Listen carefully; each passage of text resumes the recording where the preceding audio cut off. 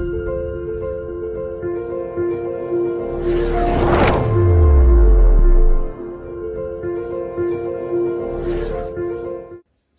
warahmatullahi wabarakatuh. Selamat pagi, salam sejahtera untuk kita semua. Saya Ning Puji Lestari, STMM, dosen tetap pada program studi Teknik Pertanian Fakultas Teknologi Pertanian Universitas Jember.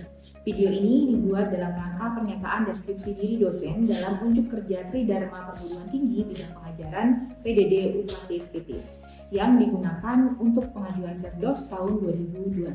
Video ini berisi deskripsi mata kuliah termodinamika dengan kode TPT 1417 yang diselenggarakan untuk mahasiswa semester 4. Mata kuliah ini merupakan mata kuliah Basic Engineering yang wajib diperoleh oleh mahasiswa pada program studi keteknikan yang lulusannya memiliki gelar sarjana teknik, termasuk teknik pertanian. Mata kuliah ini memiliki bobot 2 SKS yang berupa teori atau tatap muka, di mana proses pembelajaran per pekannya terdiri dari 100 menit tatap muka, 2 jam belajar mandiri, dan 2 jam tugas terstruktur sebanyak 16 pekan per semester. Pada mata kuliah ini dibebankan 2 CPL dari kurikulum program studi teknik pertanian, yaitu CPL 2 dan CPL 7. 2 CPL ini diturunkan ke dalam 3 CPMK. CPMK 1 diturunkan menjadi 2 sub CPMK, yaitu sub CPMK 1, yaitu mahasiswa mampu menjelaskan basic konsep termodinamika, dan sub CPMK 2, yaitu mahasiswa mampu menjelaskan terkait sifat-sifat zat murni. Kemudian CPMK 2 diturunkan menjadi 2 sub CPMK, yaitu sub CPMK 3, di mana mahasiswa mampu memecahkan persoalan terkait hukum termodinamika 1 full system. Sub CPMK 4, mahasiswa mampu memecahkan persoalan terkait hukum termodinamika 1 kontrol volume, dan juga sub CPMK 5, mahasiswa mampu memecahkan persoalan hukum termo 2 dan siklus Carnot. Terakhir, CPMK 3 diturunkan ke dalam sub CPMK 6 dan 7, yaitu mahasiswa mampu mendeskripsikan permasalahan terkait entropi dan teori pembakaran. Mata kuliah ini berfokus untuk membekali mahasiswa dengan pengetahuan tentang energi dan kerja yang diperlukan pada mata kuliah inti dan pilihan pada program studi teknik pertanian. Cakupan materi mata kuliah meliputi dari sistem satuan dan dimensi, persamaan gas ideal, hukum termodinamika 1, hukum termodinamika 2, entropi, dan pembakaran. Metode pembelajaran yang saya terapkan bersifat aktif, pasif, dan berbasis pada pengalaman yang nyata. Di antaranya adalah ceramah interaktif untuk membangun pemahaman konseptual mahasiswa terhadap hukum-hukum termodinamika, kemudian diskusi kelompok untuk meningkatkan pemahaman materi, melatih keterampilan komunikasi, berbagi ide, dan memperluas perspektif. Kemudian yang terakhir, kami menggunakan case method untuk mengembangkan keterampilan pemecahan masalah, pengambilan keputusan, analisis kritis, dan berpikir strategis dalam bidang termodinamika. Kriteria penilaiannya terdapat 3, yaitu ada kuis atau ujian tertulis untuk mengukur pemahaman mahasiswa terhadap konsep dan prinsip termodinamika sesuai CPMK 1 sebesar 30%. Kemudian kami menggunakan case method atau ujian tertulis berupa esai untuk mengukur kemampuan mahasiswa dalam memecahkan persoalan dalam CPMK 2 sebesar 30%. Dan yang terakhir ada tugas terstruktur berdasarkan RTM untuk mengukur kemampuan mahasiswa dalam berpikir logis dengan mendeskripsikan kasus dan aplikasi terkait entropi dan pembakaran sebagaimana CPMK 3, yaitu sebesar 40%. Penilaian dilakukan secara objektif berdasarkan indikator seperti ketepatan dan penguasaan materi, partisipasi aktif, serta kemampuan analisis terhadap studi kasus. Saya menggunakan rubrik penilaian yang jelas dan terukur, dan hasil evaluasi saya sampaikan kembali kepada mahasiswa sebagai bagian dari proses umpan balik untuk meningkatkan kualitas pembelajaran. Dengan pendekatan ini, saya berkomitmen untuk menciptakan pembelajaran yang berpusat pada mahasiswa, sekaligus menyiapkan lulusan yang mampu berpikir kritis, adaptif terhadap perubahan, serta siap menghadapi tantangan dunia kerja di keteknikan pertanian yang bersifat dinamis. Pustaka yang digunakan dalam mata kuliah ini merupakan textbook termodinamika edisi terbaru, seperti Thermodynamics and Engineering Approach karya Yunus, dan lain-lain. serta pustaka pendukung berupa latihan soal dan juga jurnal-jurnal dari hasil riset penelitian dosen pengampu yang terkait dengan fenomena termodinamika yang telah dipublikasikan dalam jurnal. Contohnya, salah satu jurnal saya yang berjudul Pengendalian Suhu Ruang pada Mesin Pengering Vertikal tipe rak pengeringan pada pengeringan biji jagung. Dalam proses pengajaran, kami menggunakan media pembelajaran berupa software dan hardware. Hardware yang kami gunakan seperti laptop, proyektor, alat tulis, dan lainnya yang sifatnya membantu proses pembelajaran di dalam kelas. Selain hardware, kami juga menggunakan software yang mendukung proses belajar di dalam kelas maupun penugasan seperti Microsoft, Canva, YouTube, dan berbagai aplikasi yang disediakan UNED seperti MMP, Zoom Meeting, Grammarly, serta software simulasi termodinamik seperti PET Interactive Simulation. Baik, untuk selanjutnya saya akan menayangkan video proses pembelajaran pada mata kuliah termodinamika pada pertemuan pekan ke-6 dengan topik Hukum Termodinamika 1, Closed System. Selamat menyaksikan dan semoga bermanfaat. Assalamualaikum warahmatullahi wabarakatuh. Kabar hari ini? Ya, kita ketemu lagi di mata kuliah termodinamika. Sebelum kita mulai kelas, seperti biasa kita doa dulu ya, biar menambah keberkahan dan juga kelancaran. Ketua kelas, monggo mohon bantu dipimpin ya. Oke. Baik, sebelum mulai pelajaran hari ini, mari kita mulai doa sebagai keyakinan masing-masing. Doa mulai.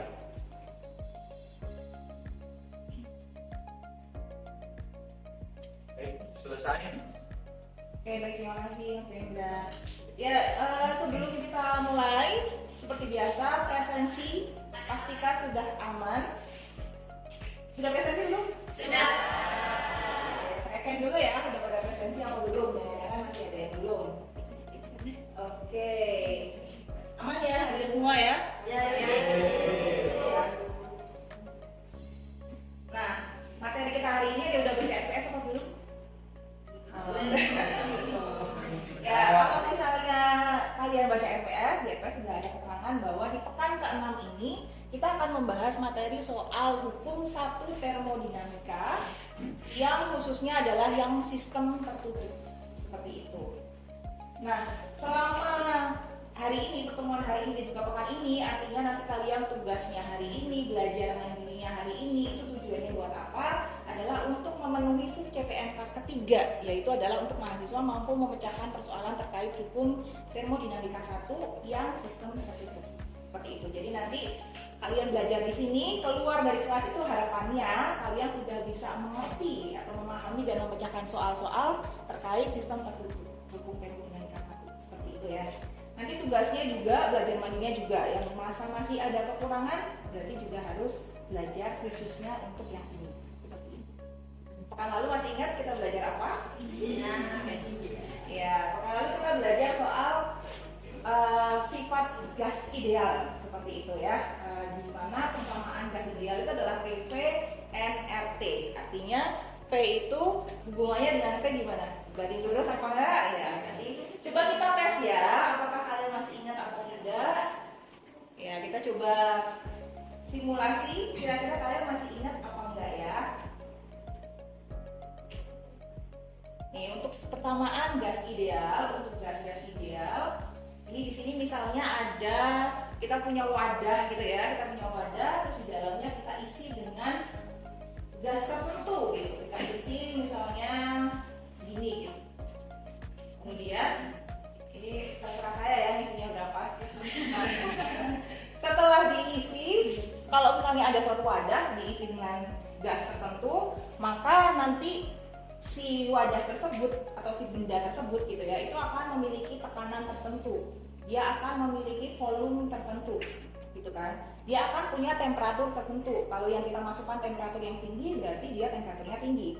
Kalau yang kita masukkan temperatur yang seperti suhu ruang, berarti dia juga akan temperaturnya seperti suhu ruang, seperti itu. Volumenya juga sudah tetap gitu ya, segitu. Kalau misalnya tidak ada perubahan. Nah, tapi kalau misalnya kita melakukan perubahan terhadap wadah di situ, nanti kan ada perubahan ya. Nah, itu sudah kita bahas pekan lalu gitu kan. Nah, sekarang coba saya mau tes gitu, apakah masih ingat? Kalau misalnya pada wadah ini udah ada volumenya tertentu, kalau misalnya temperaturnya saya buat tetap, dan volumenya saya buat lebih besar, apa yang terjadi pada tekanan? Menurun. Iya, mengecil menurun semua sama ya. Nah, coba kita lihat ya, kita cek ya. Kalau misalnya volumenya kita lebarkan, kita besarkan, berarti tekanannya menurun. Benar, berarti kalian masih ingat gitu ya.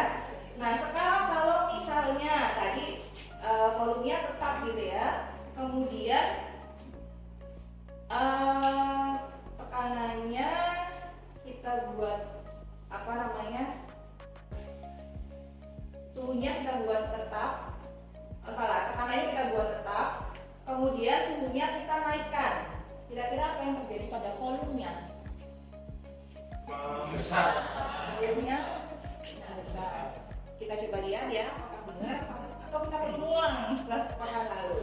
Kita naikkan, iya, ternyata benar, volumenya membesar. Berarti, berarti kita semua masih ingat gitu ya, pekan lalu bahasnya seperti apa.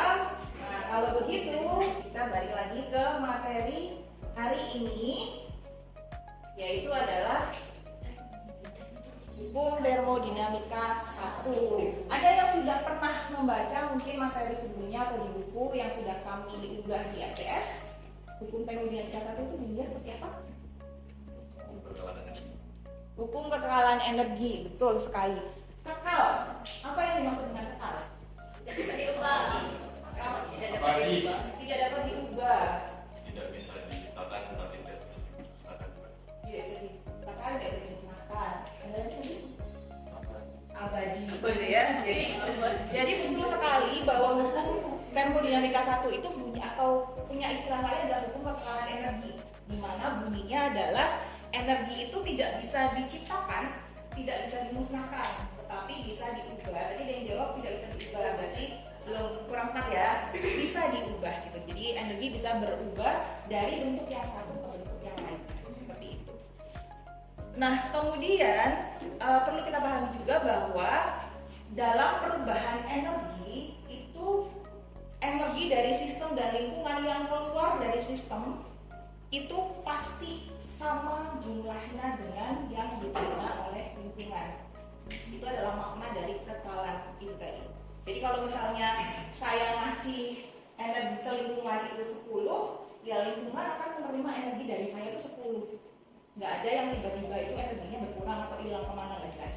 Pasti sama. Seperti itu. Saya pahami ya? Oke. Kemudian yang dimaksud dengan lingkungan berarti adalah segala hal yang ada di luar sistem, seperti itu. Bisa dipahami ya? Gitu. Nah, kemudian sistem itu ada 3, ada sistem terbuka, ada sistem tertutup, ada sistem terisolasi. Ini contohnya di sini ada gambar kopi. Udah ngopi belum pagi ini? Nah, ada kopi di cangkir yang terbuka. Berarti dia sistem terbuka. Karena di sini ada udara, ada uap air yang keluar ke sistem gitu ya, yang berhubungan langsung dengan sistem, makanya dia adalah sistem terbuka. Kemudian di sini contoh juga cangkir kopi yang sama, tapi ditutup. Kalau cangkirnya ditutup, uap airnya bisa muat nggak? Bisa. Dia ada di dalam sistem, berarti kan nggak ada massa yang keluar masuk. Berarti dia adalah sistem yang tertutup. Kalau misalnya sistem terisolasi, ini gambar apa nih? Kemampuan Tetros itu ngapain sih? Panas kan? Jadi kalau tadi sistem tertutup, meskipun uap airnya nggak bisa keluar masuk, tapi kalau didiamkan lama-lama dingin, artinya energinya bisa keluar masuk. Tapi kalau misalnya terisolasi, contohnya Tetros, meskipun didiamkan dia nggak bisa hilang panasnya, gitu. Artinya dia sistem terisolasi. Bisa dipahami ya? Oke. Nah, dalam termodinamika untuk mempermudah kita nanti menganalisis, kita biasanya menggambarkan gitu ya. Jadi sistemnya misalnya sistem ruangan kelas ini ya udah digambarkan kotak misalnya. Di ruang kelas ini di sini ada saya, ada kalian, saya memberikan kalor, kalian juga memberikan kalor gitu ya. Jadi nanti kita gambarkan seperti ini. Nah, untuk sistem tertutup kita gambarkan seperti ini. Ini garis hitamnya utuh apa putus? Ada yang utuh. Berarti ini menunjukkan bahwa di sini tidak ada massa yang keluar masuk. Gitu ya. Jadi batasnya adalah si garis hitam ini.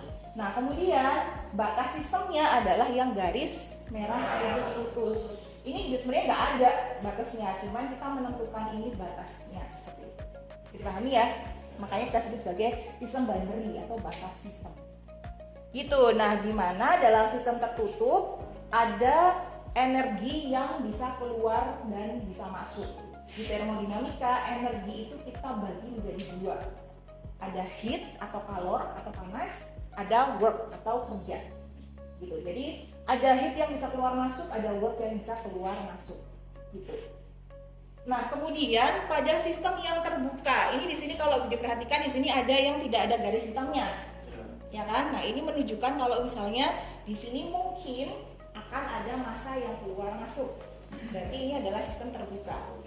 Nah, tapi secara yang lainnya itu sama dengan sistem tertutup gitu ya. Jadi tetap ada work yang bisa keluar masuk, tetap ada heat atau kalor yang bisa keluar masuk.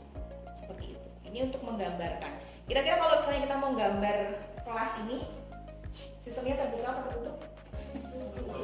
Ya, kalau sekarang lagi tertutup gitu, nggak ada AC berarti tertutup. Tapi kalau misalnya ada yang massa keluar masuk berarti terbuka. Itu ya. Yang pertama kita bahas dulu adalah yang bentuknya heat, panas atau kalor. Simbolnya adalah Ki. Gitu. Contohnya di sini ada apa ini? Gambar apa? Kentang dipanggang. Namanya kentang dipanggang, dia berarti suhunya tinggi. Anggaplah suhunya 120.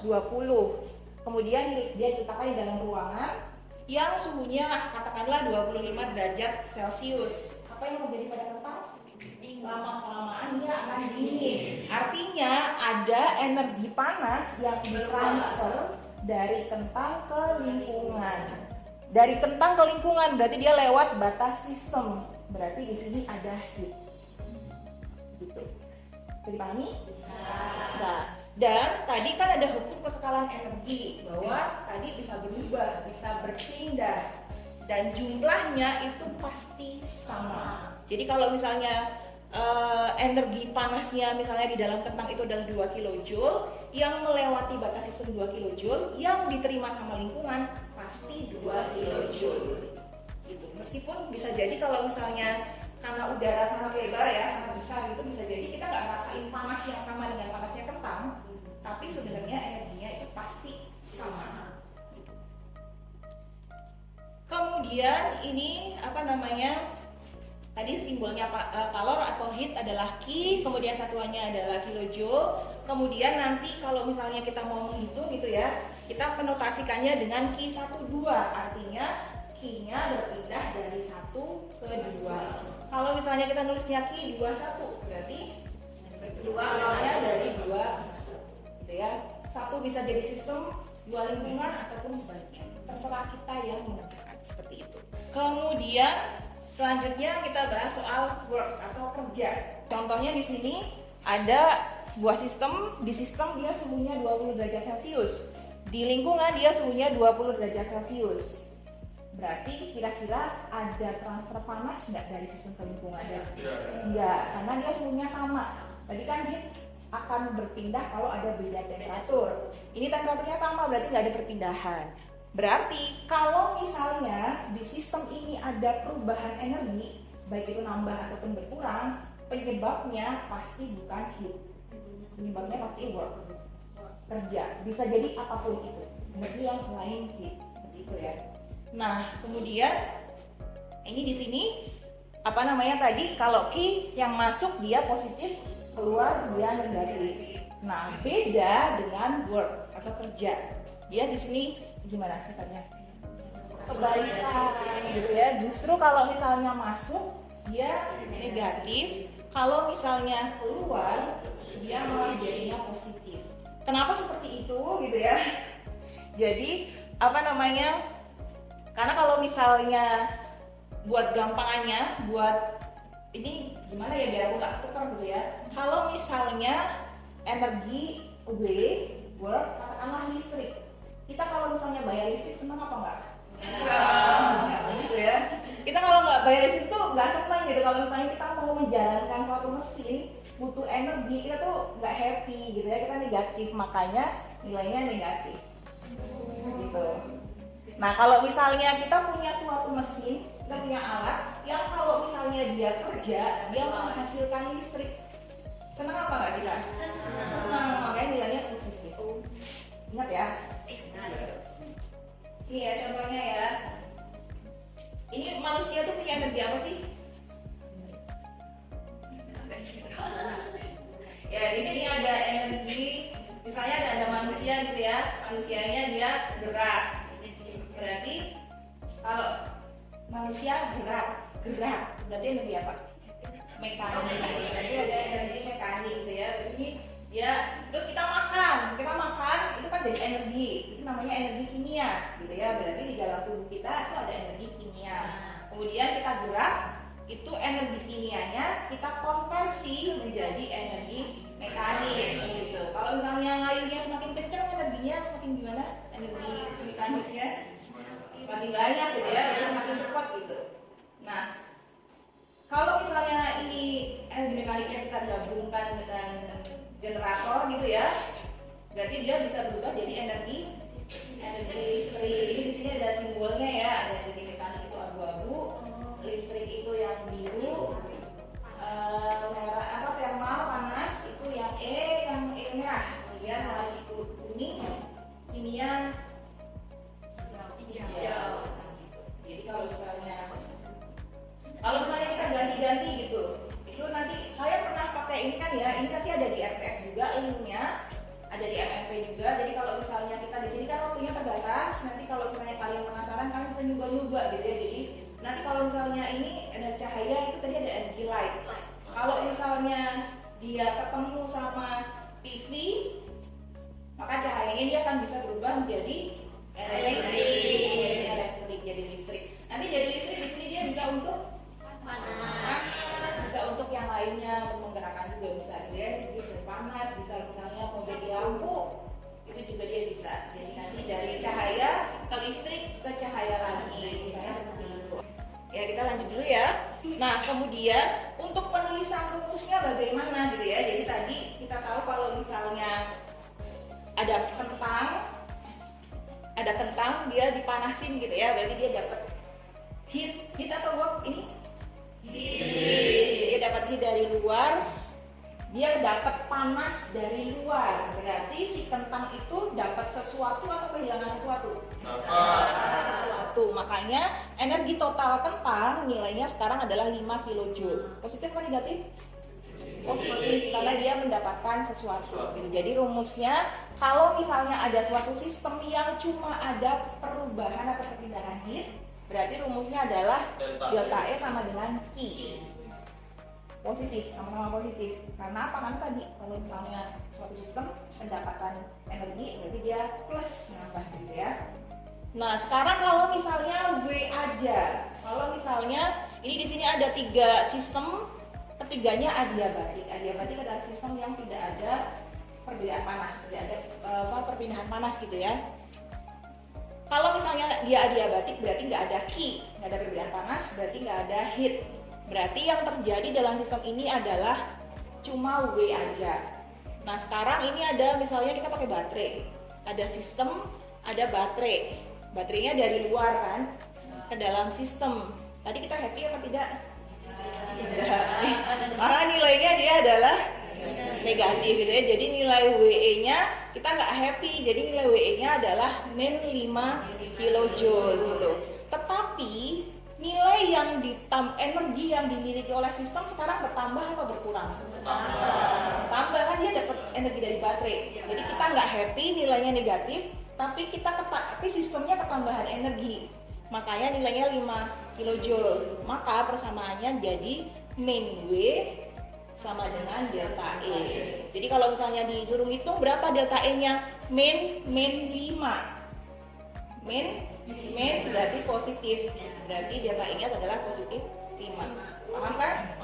Itu. Sama juga misalnya ini ada energi shaft gitu, ada energi putaran. Bisa apapun yang berputar gitu. Dari luar, dari lingkungan ke dalam sistem. Happy apa enggak kita butuh energi? Enggak, jadi nilainya min 8. Tapi energi yang dimiliki ini sekarang bertambah gitu ya. Jadi ya nilainya persamaannya jadi seperti ini. Ya, udah selesai. Berarti saatnya sekarang kita cek dulu gitu ya. Ini kalau misalnya kita naruh lilin, kalau saya naruh lilin di dalam ruangan, lilin itu kan panas ya. Berarti kan ada heatnya kan? Kira-kira panas, bukan ada heatnya pertanyaannya. Ada panasnya kan ya? Berarti kalau misalnya sistemnya seperti ini, ada heat nggak?